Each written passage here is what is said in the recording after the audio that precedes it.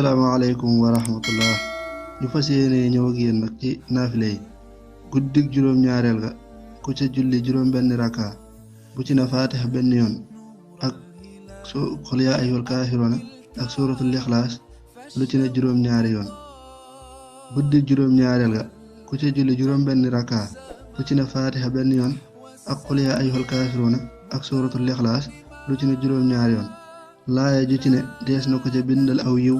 te dana mel na it ku sarxe junniy diinaar te lum ñaan yàlla mu may ko te dees na ko ca bindal tuyaabay du toll ne li mu bisi àdduna yépp xarafu ci ne it dees na ko ca tabaxal njënde lu rëy ci àjjana wa aleykum salaam wa rahmatullah